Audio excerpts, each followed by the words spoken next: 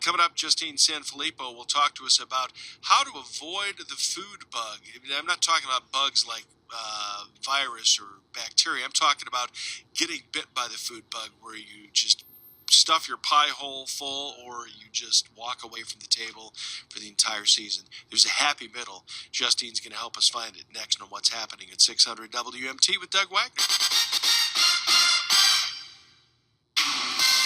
This is a Fox News election alert. I'm Lillian Wu. We're hearing from the president a day after his party's wave of election defeats. President Obama will hold a news conference this afternoon to discuss the results and will host a group of bipartisan congressional leaders at the White House this Friday. Fox News exit polls found voters exasperated with President Obama. Fox Radio's Rachel Sutherland. 59% are dissatisfied or angry with him. 65% think the country is headed in the wrong direction, and nearly half those asked rated the nation's economy as not good. We're just learning of one bright spot, though, for Democrats in Colorado, where Governor John Hickenlooper has won a second term. Republicans have picked up governor seats in many Democratic-leaning states, including Illinois, Maryland, and Massachusetts.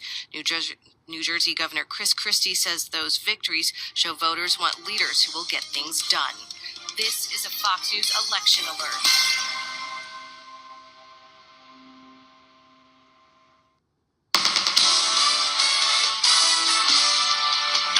From the 600 WMT Newsroom, your local news update. Good morning, I'm Andy Peterson, and then there was one. Dave Loebsack, the only Democrat to win a national race in Iowa. He beat Marionette Miller Meeks for the third time in the past 6 years. The 2nd District Congressman says his game plan will not change. I'm just going to keep doing what I've done for the last 8 years, and, I'm going to reach out to folks on the other side of the aisle. Republicans Rod Blum, David Young, and Steve King all winning their congressional races. Joni Ernst beating Bruce Braley for Iowa's open Senate seat, and Governor Terry Branstad re-elected to his 6th non-consecutive term. In Johnson County, the courthouse annex failed to get a supermajority of the vote. Supervisor Janelle Reddick was re-elected, and Democrat Michael Carberry beat Republican John Etheridge. In a fiercely contested battle for Iowa's vacated Secretary of State post, Republican Paul Pate appearing to edge Democrat Brad Anderson. The Auditor, Treasurer, Attorney General, and Secretary of Ag all re-elected. Lynn County Supervisor's race, John Harris defeats Becky Shoup, and former Supervisor Jim Hauser headed back to the board to take the seat vacated by the retiring Lou Barron. And one mild upset in the State House, District 68 in eastern Lynn County, Republican Ken Reiser ousting Democratic incumbent Daniel Lundby of Marion with about 53% of the vote. I'm Andy Peterson. We'll see a steady increase in cloud cover out there for your Wednesday, a chance of rain arriving here this afternoon, primarily in our western counties. After that, looks like this evening will be a chance for some rain for just about everybody. Could see a few wet snowflakes mix in as well, but not anticipating that to cause a problem. A high today of 58, a low tonight down to 36. Tomorrow, very windy and cold. Lots of cloud cover, too. Tomorrow's high around 44. Chance for a little light rain again later on Friday. That's your very latest TV9 First Alert forecast. I'm meteorologist Kai O'Mara on 600 WMT. This is an urgent message for all individuals with extremely large credit card debt. No matter how much you owe on your credit cards, the company that has settled more debt than anyone in the U.S. could settle your debt too. While you make one low monthly program payment, you have the opportunity to hear how low your monthly program payment could be for free. This free information is available now simply by calling Freedom Debt Relief at 1-800-300-6122. I repeat, if you have extremely large credit card debt, you now have the ability to reduce your total debt and get one simple low monthly program payment. This could allow you to resolve your debt faster than you ever thought possible. But you should act quickly. Call Freedom Debt Relief now to learn how much you could save. 1-800-300-6122. Again, this life-changing information is available for free. To find out how much you may be able to save, call today. 1-800-300-6122. That's 1-800-300-6122. 1-800-300-6122. 10:38 now at Broadcast Park. 50 degrees at 600 WMT with Doug Wagner. What's happening? Justine Sanfilippo joining me. We're going to talk about food and you and trying to get through the holidays without letting it take over your life. 600 WMT Farm News. Good morning, I'm Doug Cooper. Mid-morning look at futures trade. December corn, 365 3/4, a penny and a quarter higher. March, 378 1/2, a penny and a quarter higher. May, 387 1/4, up 1 1/4. July, 394, up 1 1/4. January soybean 10.04 and a quarter, down a nickel and a half. March 10.09 and a quarter, 5 and a quarter down. May 10.14 and a quarter, down a nickel and a quarter. Bean meal December 369 even, 350 lower. December soybean oil 32.59, 48 points down. December wheat 5.22 and a half, down 8 cents. December oats 3.40 and a quarter, 2 and a quarter down. December live cattle 166.13, down 53. February 166.75, down 65. April 165.95, down 33. Feeder cattle January 231.20, down 40. March 228.35, down 18. December lean hogs 86.88, $1.10 lower. February 86.40, down $1.40. April lean hogs 87.50, down $1.20. December crude 78.16, up $1. That's markets. Doug Cooper, 600 WMT. This is the station Iowans go to when they want to know what's going on. 600 WMT.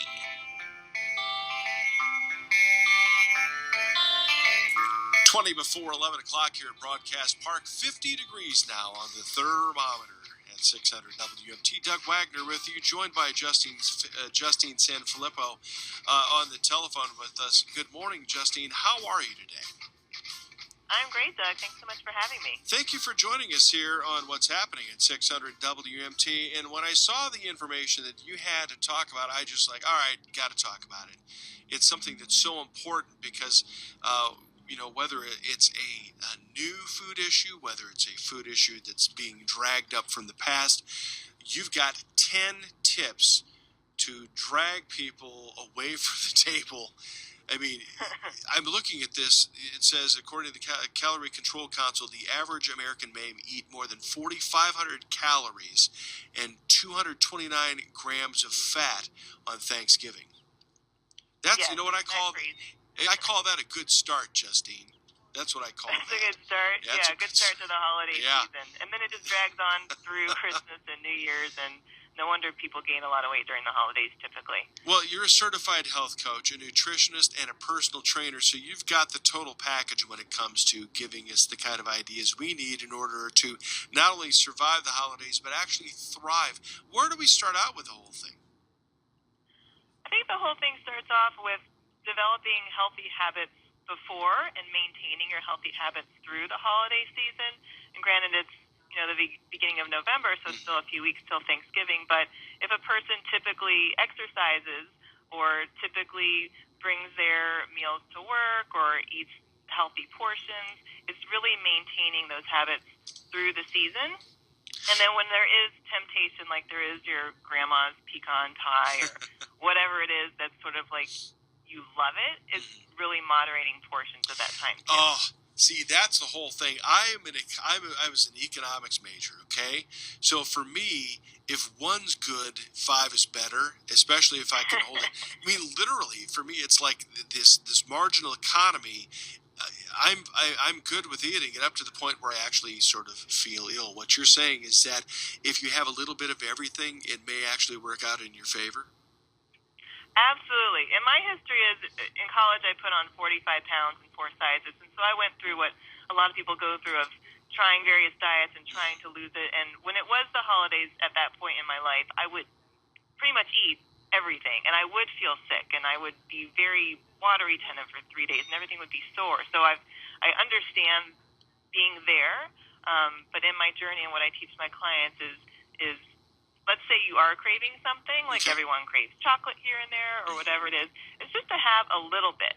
Because if you tell yourself, I'm not going to have any, typically that craving will creep up on you later, and then you'll eat too much of it, and you'll feel guilty, and then you'll just sort of give up and start the cycle all over. So if a person is craving chocolate or is craving a little pumpkin pie, have a little bit, enjoy the experience versus feeling guilty, and then your waistline stays the same size.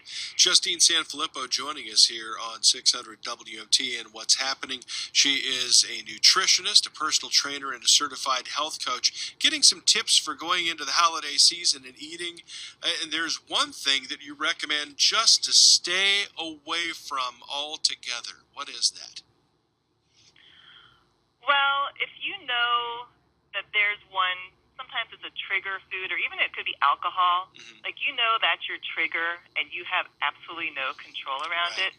That might be something to stay away from.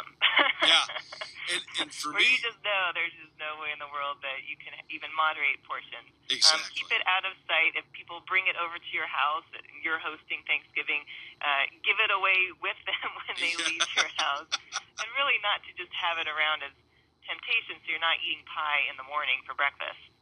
You mean that's not the usual thing to do? Pie for breakfast isn't a good thing? We're sitting here with our mouths open I've been known going, to what? do it too, but it definitely doesn't help with healthy habits. Yeah. Well, eggnog is another one of those things that just, I mean, I love it. The taste of it, the way that it just coats your mouth, but it's Yes. a danger, isn't it? It's really, not only is it high in calories, so one cup could have almost 400 calories, but there's 60 grams of sugar, and 1 teaspoon of sugar equals about 4 grams. So that's a lot of teaspoons of sugar right there. And it just really goes to your hips. Like, it just, it's not being used as energy at that point. And most people typically don't just have 1 cup of eggnog. They'll have 2, maybe even 3, maybe even mix it with some alcohol. So it's just not advisable. Yeah. Instead of that, you suggest drinking a lot of water, especially because the Thanksgiving dinner typically is full of sodium, especially if you use some prepackaged stuff out there as well, right? Yes, there's a lot of sodium in a lot of foods, the gravies, the stuffings, any sort of broth that's used, butter. I mean, if a person's cooking they're the chef of the Thanksgiving meal, just looking at the labels of the sodium, they'll be really astounded. Yeah. So try to get the low sodium versions of various items. But also drinking water actually helps lose water weight. People think it's the opposite. People think if you're retaining water that you don't want to drink water, but you actually want to drink water because it tells the body that it doesn't need to hold on to water from food sources. Okay. So it actually releases extra water weight. But yeah, lots of water. If you're drinking alcohol, try to have a glass of water after the alcohol to dilute that and get that through your system quicker as well. Justine Sanfilippo joining us here on What's Happening at 600 WMT. Some tips for healthier eating and healthier living throughout the holidays, and focusing on Thanksgiving specifically. You've got 2 teams that play on Thanksgiving. The Detroit Lions always play, and the Dallas Cowboys always play. And I'll tell you what else always happens during those games. Chicken wings, chips, I mean, the most unhealthy foods that you can think of. What can we do to change things up a little bit for our routine for football games? Yes, and I understand. I mean, I have a lot of friends that are huge football fans. Like, I get it, but if you just look at what they're eating during the game, it's just not good. Yeah, the chicken wings, frozen snacks, like little pizza pocket things. I don't even know what's in those. So instead, it's better because you are going to snack during a football game, so let's just be clear with that. So let's have healthier options available. A raw vegetable platter with some healthy dips or some hummus. You can have a fruit platter. You can even make like little turkey sandwiches. So just having things where very accessible that are healthier will lead to a better experience while watching your favorite team lose or win. So what's the benefit to eating the Thanksgiving meal earlier on? I mean, for me, I'm thinking it takes a while to get that done. I mean, how does that benefit you if you have your Thanksgiving meal earlier rather than later? Sure, I recommend to eat Thanksgiving, and we've been doing this in my family for years, around like maybe 2 o'clock, 3 at the latest, because you're getting up really early just to get the turkey in the oven anyway, because it has to be in there for so long. But then that way you have more time to digest your food, because inevitably right after you eat your Thanksgiving meal, you are going to feel a little bit sluggish just because of the tryptophan in the turkey. Oh, yeah. So then you could rest, digest, then when you're feeling lively, take a little walk, burn off some extra calories that you ingested, and then you have the whole rest of the evening, and then you're not going to bed on a full stomach where it just sits there and isn't burned off. And then on top of everything else, you have time to take away if you eat earlier, you can take the leftovers, and instead of, rummaging through them, you can actually have time before you go to bed to have, after they cool, let them, put them in plastic and get them frozen, because you can use that stuff later on as well. Right. And because Thanksgiving meal, it actually can be healthy. I mean, turkey is healthy. Mashed potatoes can be healthy without all the extra cream and butter. If you do like plain sweet potatoes, so there's healthy elements to a Thanksgiving meal.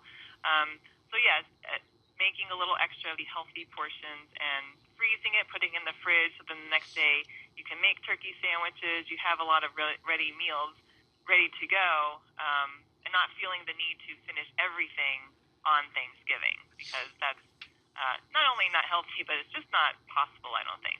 Yeah. Well, they just aren't trying hard enough, Justine. That's all it is. They need to stuff their stomachs even more.